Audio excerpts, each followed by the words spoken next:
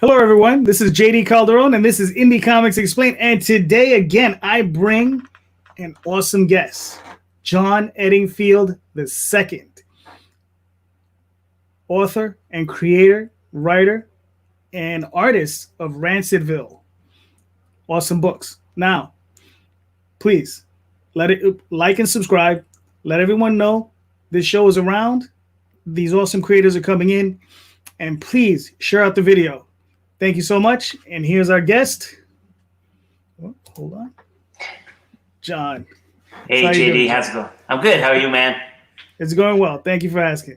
Yeah. So John, this is, we've, I think, run in the same circles for a while, right? But we've never really spoken. So this is kind of awesome. Actually, this is very awesome for me because I like talking to all kinds of creators, So let's focus on you, John. What are you doing these days? Okay, so let's break it down. What are you currently working on that you want to talk? Well, let us know about yourself and what you're currently working on. How's that sound? Yes, that's great. I'm John Edingfield II, and I'm working. I work on a series called Rancidville. The log line is in a decrepit town, an orphan teen and his two friends have to investigate a greedy town council to unravel a murder mystery. So, and it's really kind of a Goonies meets Scooby-Doo type of story. I'm going to say a lot. It takes a while. Yeah, exactly.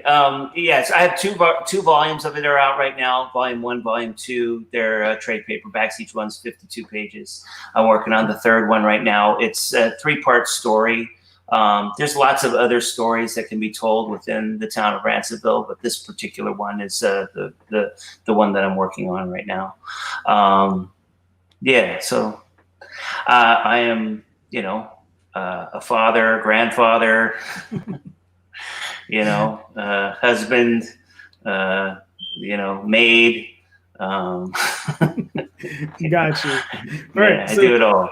So let's get a little bit into it. So yeah, you're the writer, you're the creator, you're the artist. Yep. All right, so you're wearing a lot of hats there, right? Yeah, I do. The first book I wrote, I illustrated, inked, colored, lettered the whole thing myself. The second book, I hired the colors out because I'm just not as good as like the guy that I hired or Ryan or my granddaughter with a crayon. I'm not as great. So I hired that out. I'll probably wind up hiring. I'm definitely hiring it out again. The guy that did the coloring, his name's Martin Plisco. He's amazing. And I'll probably look for a letterer, maybe hire that out too. For the third book. Yeah, the second book, I did everything but the coloring in the second book. And the third book, I just want to do just the pencils and inks. That's all I want to do. That's a lot of work. The first book took... it's funny because the first book was started in like 2014. I took this class where I met Ryan. It was called Get a Grass was the name of the class, run by a guy named Patrick Urich. I was going to say Robert Urich, but that's the actor, Spencer for Hire. And I met Ryan. I met Ryan there. We were in different groups, but we commented on our stuff together. And then after the class, we kind of kept in touch and spawned, spurred each other on to do our work together. He was working on Sunmaker. I'm working on Rancidville. I mean, basically, I'm Garfunkel to his, Simon. So, riding on his coattails. Gotcha. So now, what did this class entail? Was it a writing class? Was it? It was how to take your project from initial idea, so from ideation to pitch, to the elevator pitch, and how to get that all formulated. We worked on character designs, a map, the basic story outline, the elevator pitch. It really was designed to go from, you have this very basic idea all the way to, hey, I want to, start hiring out maybe an artist, or, an artist looking for writers, and, and put a pitch package together is really what it was designed to do. And they actually went on to do Making Comics Worldwide. There's a website, MCW. And I was doing the curation for that for a while. And it was really, they were looking to put together this online course for comic creators. But as you might know, when there's no skin in the game, there, when everything's free, nobody really keeps going. Right. And that's kind of what happened with that. But the course was for free. Was it like? It was absolutely free. It was called a MOOC, a massive open online course. It was funny because I just happened to. I've been wanting to create comics since I was 8 years old. So. But the opportunities were always very slim. I did editorial cartoons for a newspaper for a while. Okay. I didn't make a lot of money, but I do have those papers and the original drawings from that.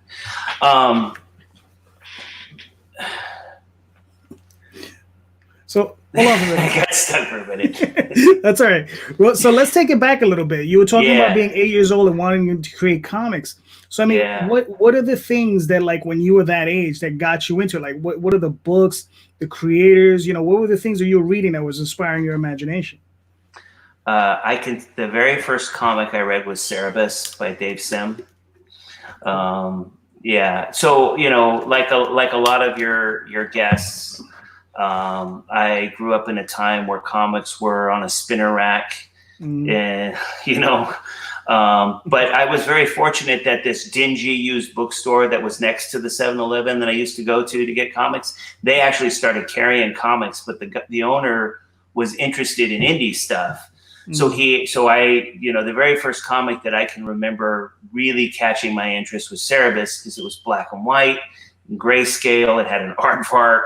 I'm like, holy cow, this is awesome, and I read that. And then I actually was a big fan of ElfQuest when I was younger, Wendy and Richard Pini, and their Warp Graphics imprint, and then, I read Mouse, but then it was really Stan Sakai, it was Usagi Yojimbo that, I've been collecting Usagi now for 35 years. Wow.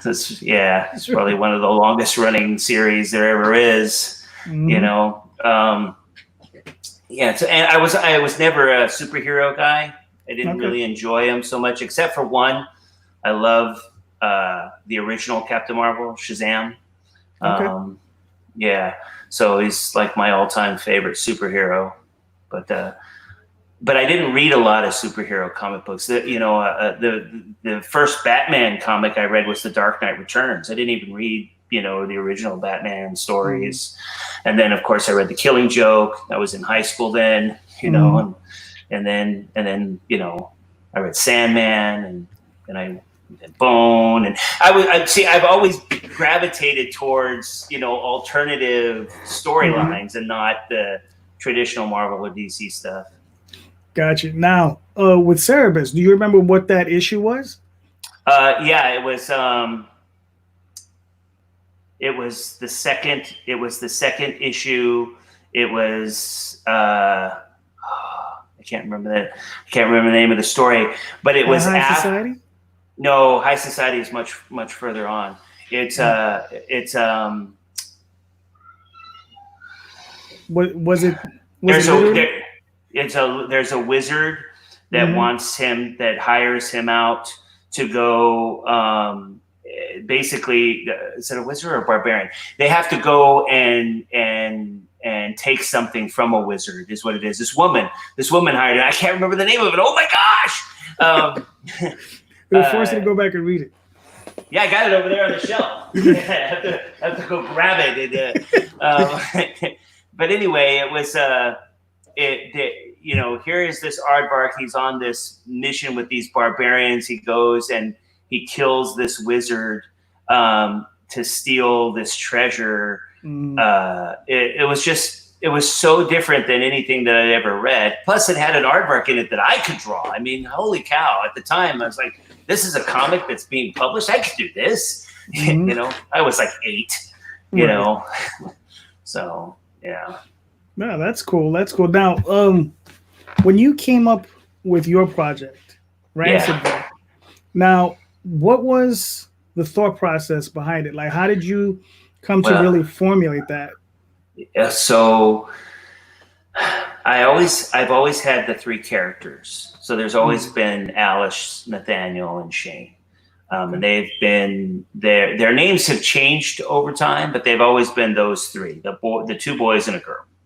And I always wanted to do a teen-esque story where the main characters were children, teens, early teens, not just like teenagers, but like, 13, 14 years old is what they're, what they are in the story. And when I started doing it for the MOOC, for Get a Grasp, I had some supernatural elements in it as well. Because I one of my favorite authors is Terry Pratchett, the Discworld. And so I had organized the story similarly at the time, with different parts of the town. And of course, he doesn't have a lot of supernatural elements in his, but I wanted to do, at the time, I wanted to do that. But then I was reading Remind by Jason Brubaker. And and in his blog that at the time, I was reading it online. He was posting it as an online story before he ran his first Kickstarter. And he had set up in his blog, when you're making a comic, to set yourself a set of rules to follow. And if you're going to have supernatural elements in it, you should follow those rules. And if you're not, then you should. And so I started creating a set of rules, and I'm thinking, you know what? There doesn't need to be really anything supernatural, and that's been done already. Everybody's doing, some type of story like that. So mine is just really, really simple, It just revolves around these 3 children trying to solve a mystery of why his parents were killed. Nathaniel Wicked is the main character. Why his parents were killed and why he has to go live with this stumblebum of an uncle. But little did I know when I was writing this story that the elements of the relationship between Daniel and his uncle are similar to the relationships that I actually have I had with my own dad. So it's kind of a funny thing how life gets mixed into your stories, Yes. So. Now, because that's one of the things I was gonna ask you about. These 3 characters, obviously, you're drawing from a very personal place. Are these 3 characters based maybe on yourself or friends? Are these like so? Yeah. So the Alice is modeled after my daughter. Oh, okay. She's a hothead demon child, and then Shane is modeled after a friend of mine that lives in Illinois now, or it lives in Illinois, and Nathaniel is kind of an amalgam of some other people, a kid I grew up with, maybe a little bit of myself and him. But really, the one I enjoy drawing the most is Alice, because she's just mean, and she's that's my daughter. So yeah, hope she's not watching this right now. She'll catch you later. She's like, Daddy. How about it? Well, she's 27, so. Oh, okay. So she'll get over it. Yeah, exactly. She's an adult. She can handle it now. She should have accepted those demons a while ago. Oh, I think she has. There you go. She knows. She knows. I told her that Alice is modeled after her. She knows for sure. Because she treats her brother the same way that she treats Shane. So that's pretty funny. Oh, that's cool. Now, when you're constructing the story, like when you've constructed these stories, now, do you did you write out a script for yourself? Did you like lay out like 10,000 little thumbnails for yourself and then work that way? You know, there's some people that take Yes. like a million little post-it notes and just stick them everywhere. No, So, they're thumbnails, they're scribbles. There's no script. I actually had to go back and create a script for my colorist so he could read the story and the dialogue before, because there was no lettering when I sent him the pages, obviously. And so, you know, so he could get a mood of what was going on and know how to do the coloring. But there's no script. It's all scribbles, it's thumbnails, it's snippets of dialogue, it's arrows all over pieces of paper pointing to different things. There's scribbles and hatch marks, and some of it's worked out really well, and some of it is like we are winging it. It's not good. It's not. I do not recommend to make a comic this way. I do not. It's not the right way to do it. I find that fascinating. So, you know, because coming as a pure writer, I don't draw, I letter, but I don't illustrate at all. But I gave up on that a long time ago.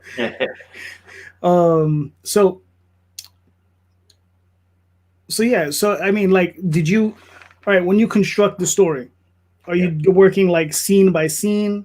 Are you do you have at least a basic idea of where you're heading? Do you have a through line, that sort of thing? Yeah. So when I worked out the story in the class, I actually worked out the end first. So I knew Nathaniel was going to go live with his uncle in a junkyard. And then I knew that he had to solve these mysteries in between, and I knew what was going to happen at the very end of the story. And now it's just working towards that end. I try to lay out the pages in my mind. It's more like a movie, like a cartoon, than it is a comic. So at the end of every page, I want it to be a page turn. I try to do the timing. So when you get to the end of the page, you have to turn the page to figure out what's going to happen. Right. You know, I don't want to leave it. I don't want it to have a satisfying ending on that, on any page, really. I mean, until you get to the end of a chapter, and then that part of the story is done, and you're like, oh, well, okay. You know, so it's kind of, in my mind, it's like all camera angles. Like I said, it's all scribbles on paper on different scenes. And the dialogue has existed because really the dialogue is mostly Alice insulting Shane through the whole story. So it's really simple. You know, she tells him he's a sock puppet. She tells him she's going to rip his, kidneys out and wear him his earrings, stuff like that. So, it's good stuff. Just a lot of wholesome fun. Not wholesome fun. Yeah, good stuff. Sounds good. Now, so you said, all right. So you did all the work on that first volume. Yeah. You did. You gave up on the coloring on the second volume. That's right. Now, why do you want to give up on the lettering? Because I'm just not. I've learned that I'm not the best at lettering. Like coloring. Lettering is its own art form. I mean, typography is its own thing. And there are people much better suited who actually enjoy lettering. So I will probably wind up letting them enjoy lettering. Gotcha. It's and I want to get this story done. So if I could color the story, and I could in book 2, but when Martin, he gets 5 pages done a week, sometimes in 3 days, So, for me, it takes me, hours and hours and hours to do 1 page, let alone to get, 52 pages done. It took him little over a month, to do 52 pages. Wow. I mean, it would take me forever. We would still be waiting for book 2, so. So how long did that first issue take you? Well, I started book 1 in March or April of 2014. and I launched the Kickstarter in 2017. Okay. And then Ryan and I launched the second Kickstarter. So we did that Kickstarter in September of 2017. So he did Sunmaker and I did Rancidville. We launched together. Oh, okay. That's our tactic, you know. Like I told you, remember, I'm riding on his coattails. So, Gotcha. So, and then we fulfilled it that following year. And then we were able to we launched the second book in February of last year, of 2019.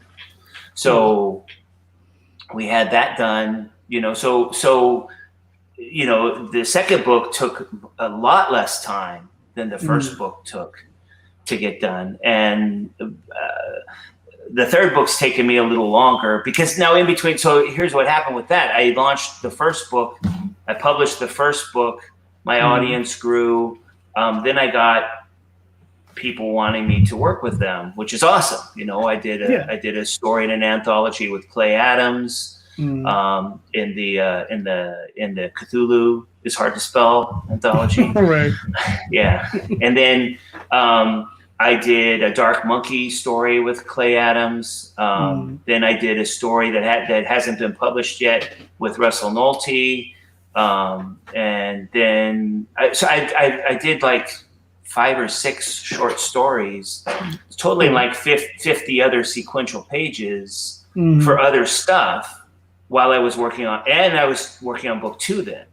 Right. So, you know, because I want to draw all the things, you know, I want to draw it all. So, and that's what I prefer. I prefer the drawing part of it. I don't really want to write anymore. This story, I mean, God love you guys that are writers that can just crank stuff out. I mean, Ryan mentioned to you, you know, I think yesterday when you talked to him, you know, I redraw stuff constantly. I'm a psycho. You know, I redrew the first couple of pages of Rancidville like 5 times because I kept changing the way I wanted the character to enter the town. And because I did that, so the very first page I did of Rancidville, I actually colored by hand because I thought, oh, I'm going to color all of this by hand, and then it was crappy looking. So then I changed that up, and anyway. I would just rather draw. I want somebody to tell me what to draw, and I'll draw it. You know. Got you. Now, I was going to ask you because it's funny because I was getting to that you redrawing those pages because I wanted to ask you that like what were the things like you? So you say you drew the first 5 pages like 5 times? Yeah, it's something like that. So the first page was redrawn. The very first page was redrawn 5 times. I know that because I have 5 first pages. Actually, I have 4 first pages because the actual 5th first page that actually is in the book I gave to Ryan as, hey, you know, you get this because, you know, if it weren't for you, there would be like 10 more first pages. Yeah, it's because you know, as you go, if you look at book 1 and book 2, you'll see the transition and change as the characters have evolved a little bit. And I had vowed that wasn't going to happen because that's what happened with Cerebus. You know, he's changed from the very first issues all the way up through the last issue. You know, and I'm like, I'm not going to do that. My characters are always going to look the same. My characters they look nothing like each other from panel to panel. Crazy. So I'd get to the 5th or 6th page of the first book and I would look back at page 1 and 2 and I'd go, oh, that is awful. That is just awful. That has to be redone. And at the time I didn't even have a light box because my little light pad had broken. So I was starting from 0 and redrawing the whole thing. It was just not good. Now let me ask you a question. Now, what were the things that were most concerning? Was it storytelling? Was it the actual illustration, camera angle, that sort of thing? What were the things that were all of the above? All of the above. But there must have been one thing above all else. I mean, was it the storytelling or was it They were crap. It wasn't the storytelling. I think my story moves fairly well. I think I have good timing. I think the beats in the story, if anything, that's probably the thing that I'm better at than. And my facial expressions are really good, but the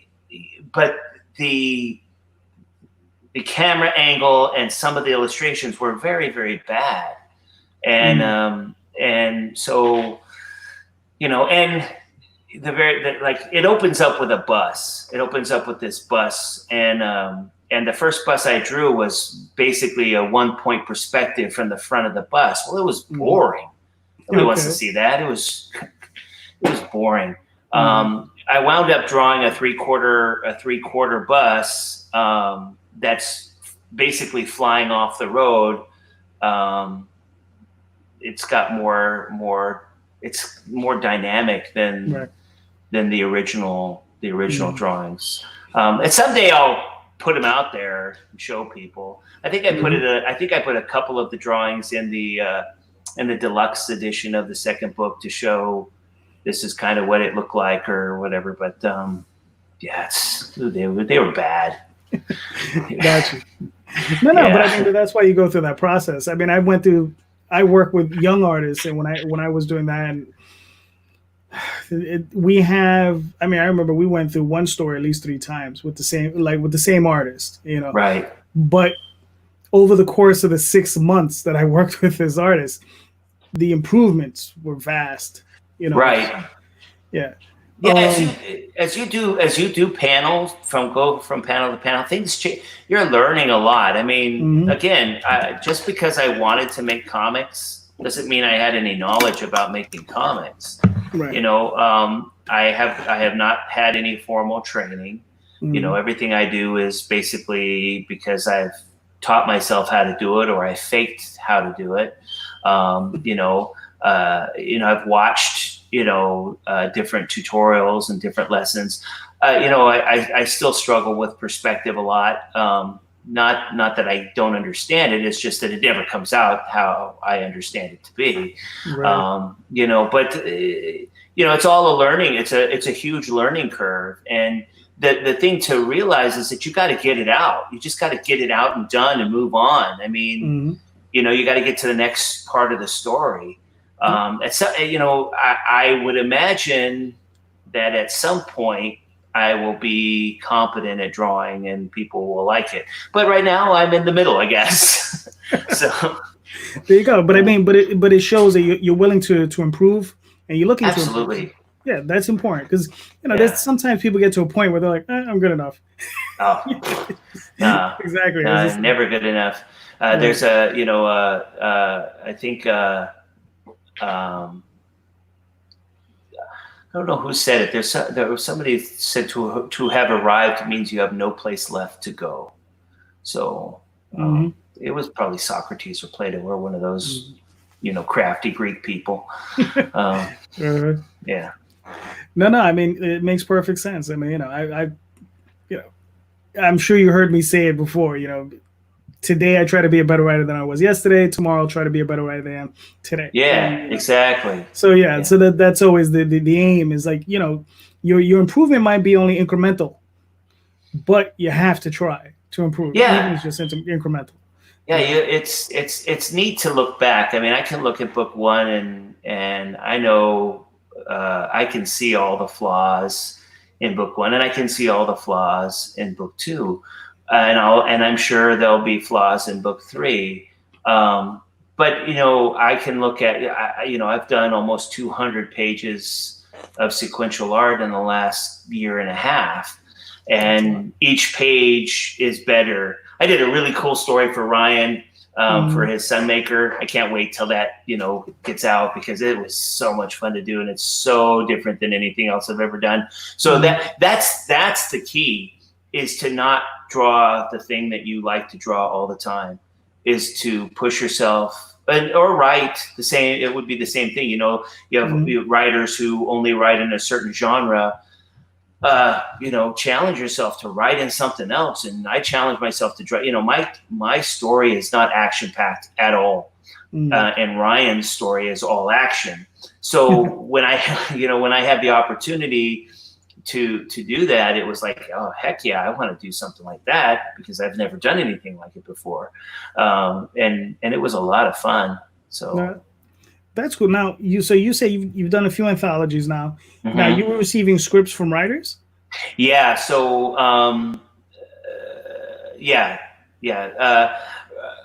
Clay Adams, we work more in a Marvel style. It's really loose.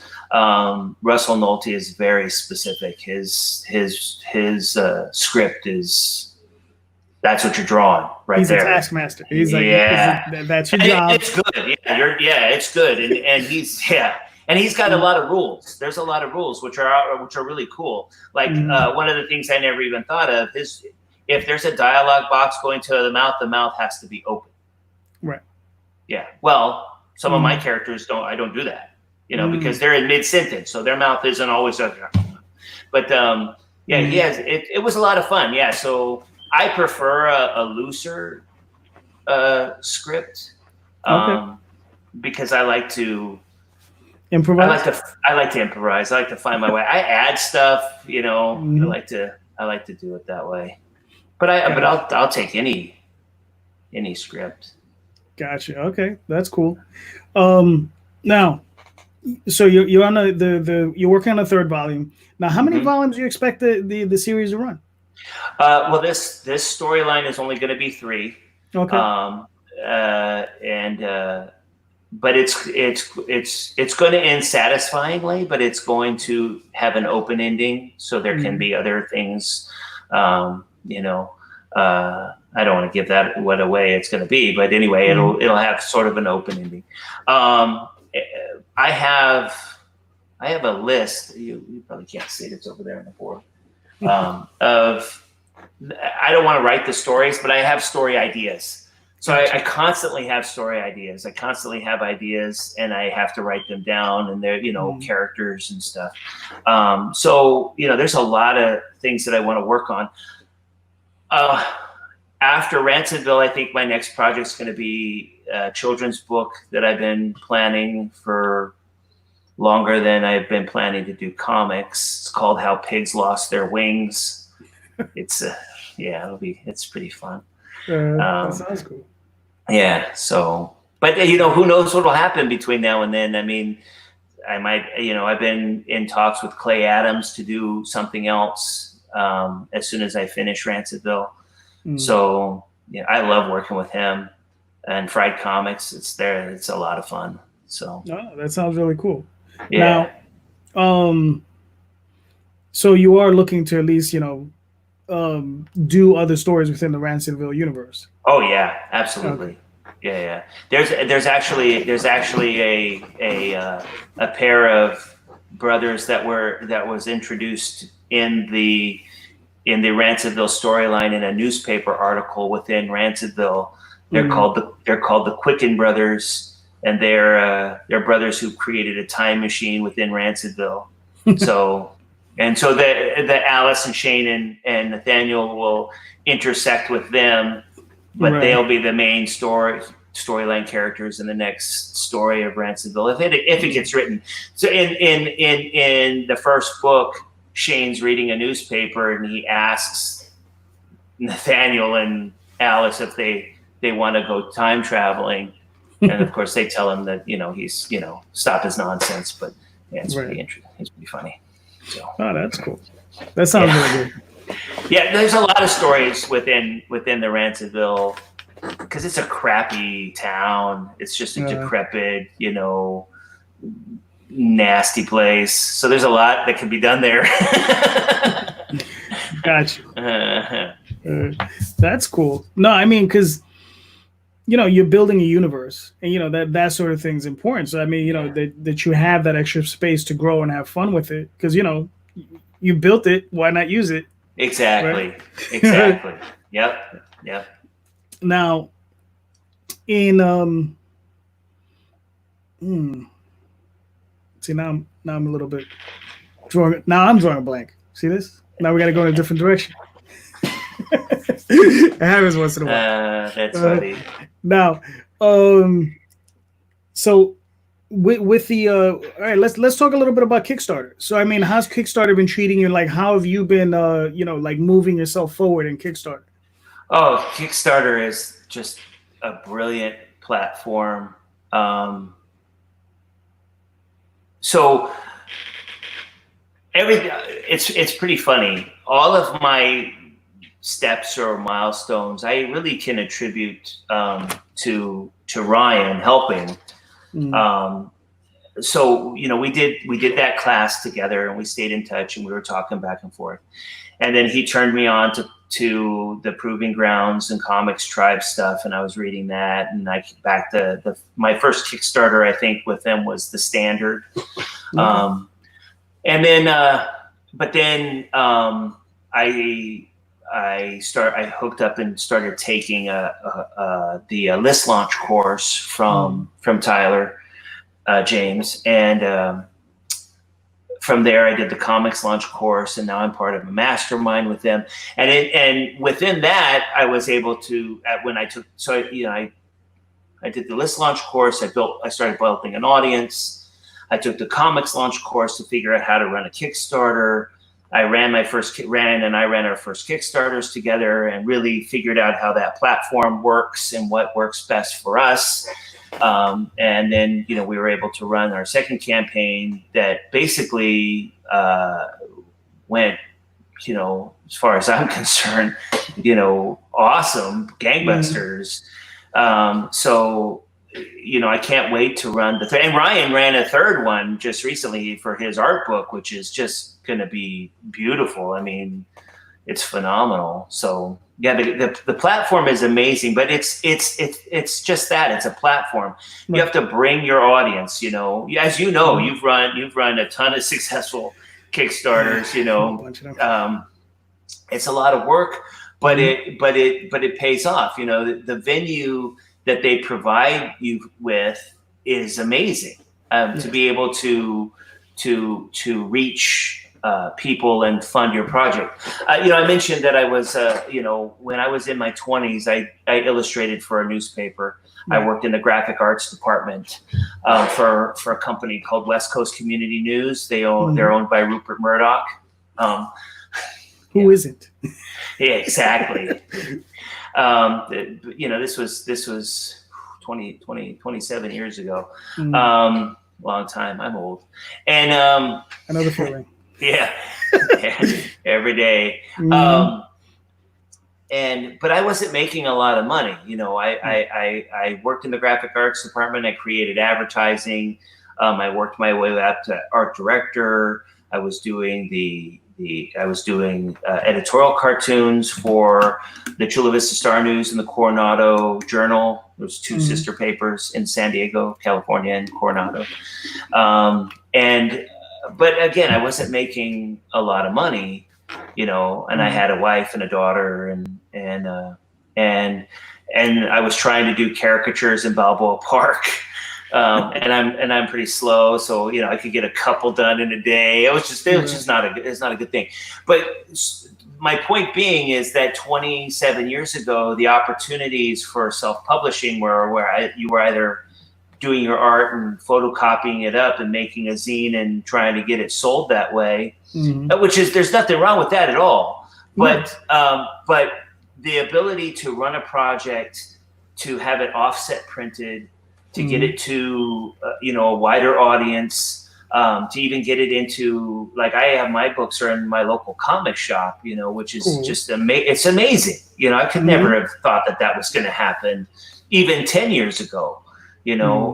So the opportunities that Kickstarter affords creators like yourself and me and Ryan and a whole bunch of other people, it's just phenomenal what we can do now.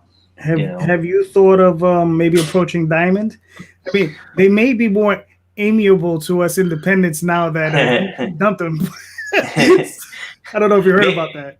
Oh yeah, I was actually talking so Ryan and I talk a lot about distribution, and in particular about Kickstarter fulfillment distribution. We've talked recently about, but when Diamond actually closed their doors the first, I was like, this is an opportunity. How do we do this? Can we start a regional distribution supply chain?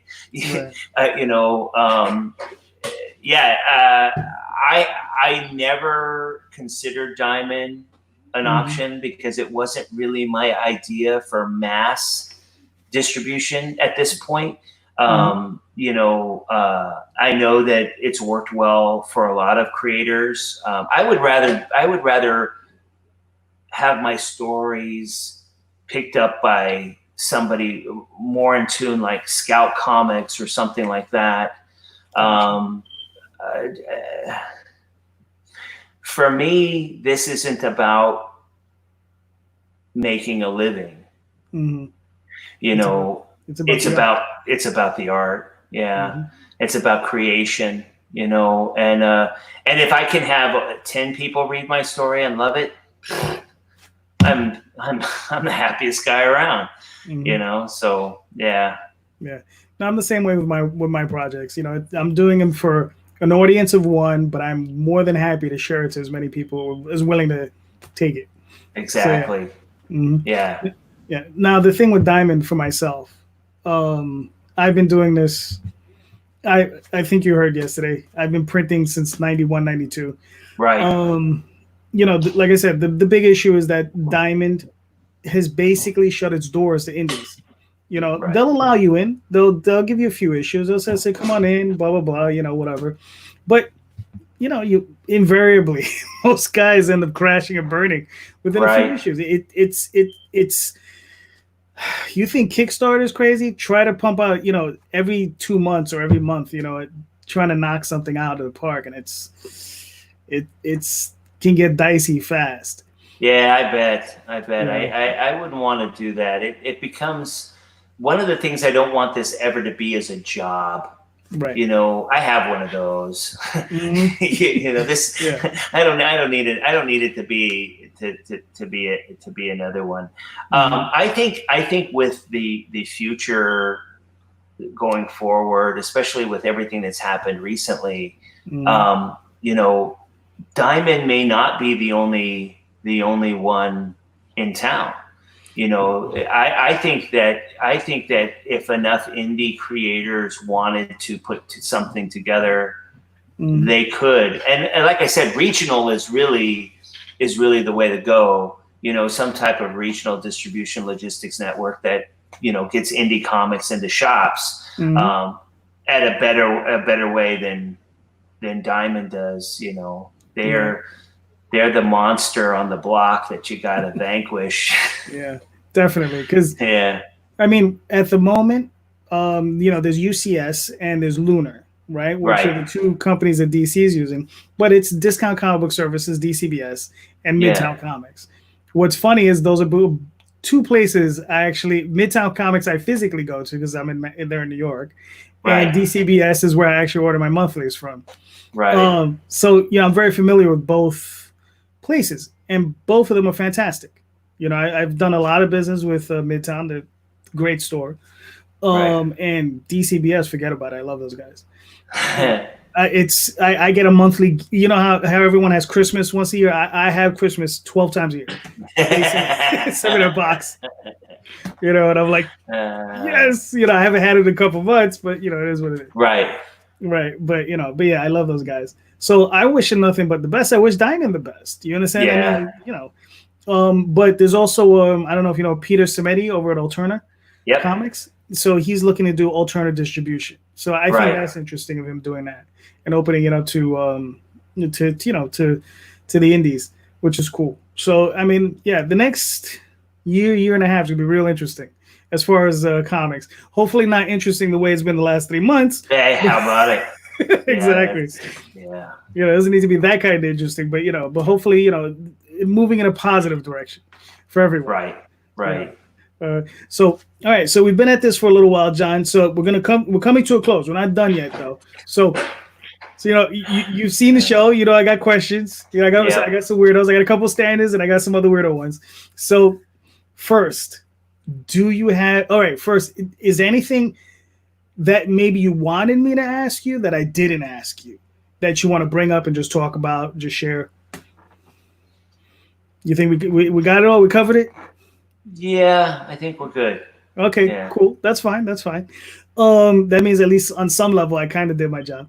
Or I just talked enough to where, that's fine. Yeah. Either way, it works. All right. The other one. Oh yeah. Also, is where can people find you? Like what's your website? Facebook. Where can people reach out to you? Where can they find all your books? Yeah. You can go to johnedingfieldii.com. That's my main site. Everything comes off of there. Rancidville.com if you just want to read Rancidville. All of my social media stuff is J Edingfield II. So I'm very easy to locate. I'm the only John Edingfield II that exists. So it's pretty simple. Yeah, it does. Yeah. All right, cool. So, all right, so let's get on to some of these. Let's get on to a couple of my standards. All right. Okay. So, all right. Well, you have a book, so yeah. So if you had, I'll break it into two segments. So if you had the choice of picking any artist to illustrate a cover for you, right? Yep. Mm-hmm. Living and dead. Don't worry about the budget. Who would it be? Dave McKeon. Interesting. Okay, that's interesting. Yeah. Sandman. I love his Sandman stuff, man. I love his. Yep, his covers are so surreal. Yes. Yeah. Okay, yeah, I think cool. it would fit. It would fit kind of the mood that I want Rancidville to be. It might not be the mood that it is, but Right. that the Coraline, Sandman looking, maybe some paper mache. I don't know. His stuff is just so unique. I love it. Right. Okay, that's cool. Now, seeing as you said you want to give up the writing end of it, what writer? Like, you could pick any writer. Again, doesn't matter from when or where, living or dead. Who would you want to work with? Terry Pratchett. Oh, okay. Cool. Yeah. All right. That's cool. Good choice. Terry Pratchett is awesome. All right. Now, getting on to the next one. Okay. The golden ticket question. So, what book, if you were given the golden ticket, you were given the call up for the big companies, and and when I say it's not just Marvel and DC, I'm talking about books that Dark Horse produces, Image, so on and so forth. Like what character group, whatever. What would be the book you'd want to either write or illustrate? Both. I've thought about this question, but it's difficult. I would love to do a Shazam story. I'd love to be able to illustrate a Shazam story. I don't think I could pull it off, but I would love to try. Yeah. Right. Okay, that's cool. Now, now I have some comparatives that I like to ask everybody. Okay. Now, just to preface this, some of there's no right or wrong. All right, there's no right or wrong, right? And some of the questions I'll ask why. Okay, right. Some of them I don't mind. It's whatever, but some of them I'll ask why. Right. Your boy Ryan kind of set you up. He said you're very knowledgeable. I was like, oh really? That's funny. I fake it a lot. That's for sure. That's okay. So do I. Yeah. Sometimes you have to, right? So, just a quick question: are you a fantasy guy, science fiction guy? I love sci-fi, but I like some fantasy. I mean, I read. Well, it depends on the type of fantasy. I mean, I like, but yeah, more sci-fi than fantasy. More sci-fi than fantasy. Okay, that's cool. Let's softball you. So, Godzilla or Gamera? Gamera for sure. Really? Yeah. Oh yeah. That's a why. Why? Oh man, you know what? When he's spinning in the air and there's like fire coming out of where does that fire even come from? Out of him, like a rocket ship. He's I just love that whole I like that whole group of movies, not just Gamera, but there was what were there was the green and the red monsters that came up out of the water. The two twins. Yeah, I love that stuff as a kid. You know, Godzilla and Mecha Godzilla. You know, but the turtle was Gamera is the best because he's a good guy. You know, he always was a good guy. You know, and that was the best part of that. I can't. I'm trying to remember exactly the very first one I saw of him, but anyway, it's Gamera for sure. Gotcha. Okay, I made this suggestion before. There was a set of movies done in the '90s that I would definitely suggest everyone watch for Gamera. They were pretty awesome. Yeah, I watched the ones growing up from the '60s. So No, those are all great movies. Now, all right, I'll softball you again. Captain America or Batman? Batman. It's got a better animated series. Okay. Yeah. But the one thing they're lacking from the animated series was the Kelly Jones ears on the cowl. That was one of the best. They were like 9 feet tall. They were awesome. I love Kelly Jones. Yeah, me too. All right. Asimov or Heinlein? Isaac Asimov. The very first story I read from him was the Lucky Star series. With they were mysteries, on Mars and Jupiter, and they were awesome. Of course, everybody likes Foundation, but I tend to go back to what struck me as why I liked him, and that was that series. Gotcha. Don Bluth or Chuck Jones? So this is a difficult one. Mainly, here's why. I tell this story all the time. I bought the book Chuck-a-Muck, which was the autobiography of Chuck Jones, and about his time at Warner Brothers. And he was doing a signing at the Warner Brothers studio store in Old Town, San Diego. And I took this book, and he would not sign it because I did not buy it there. And he wouldn't even give me the time of day. He was just a rude bastard. So, So I'm going to say Don Bluth because American Tail. Okay. Wow, that's real. Wow, that's sad to hear that. It is. But it's like sometimes you don't want to meet your childhood heroes. But I'm not sure if any of them were even nice guys. I mean, I prefer Robert McKimson's storylines in the Looney Tunes more than Chuck Jones. But I was all excited. I threw the book away. I didn't even keep it. I don't blame you. It was sad. Firefly or Farscape? Oh, that's a tough one. I'm going to say Babylon 5.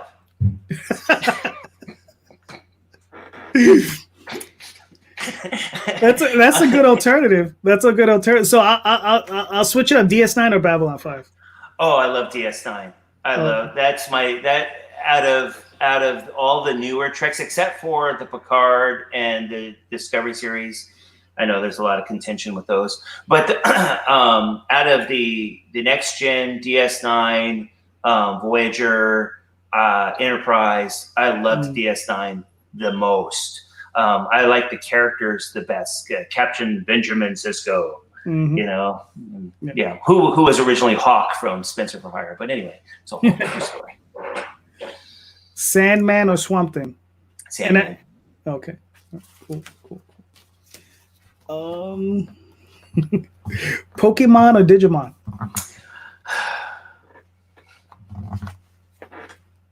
Pokemon. Pokemon. Okay. Yeah. Wally Wood or Al Williamson? Wally Wood, mostly because I just love his line work. I think he just had incredible skill.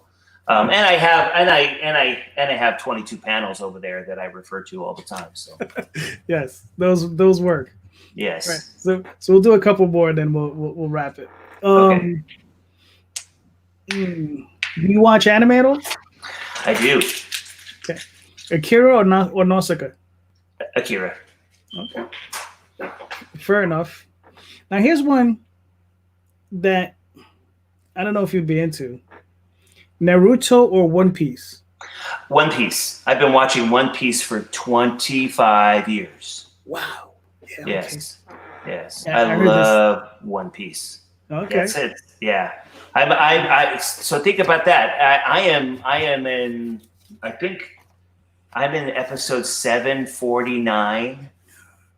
There's like 900 right now. Wow. Yeah. Or something like that. Some crazy number like that. I know for sure I'm on 749. So I know where I'm at because my son and I are watching it. We've been watching it since he was a baby. Yeah. Wow. That's crazy. Yeah. It's insanity is what it is. It's insane. Uh-huh. Yeah. Well, I mean, listen, obviously it entertains. So that's what matters. Definitely does that. Yeah. All right. That's cool. Well, John, it's been awesome. Thank you. Yep. It's been great. Yeah.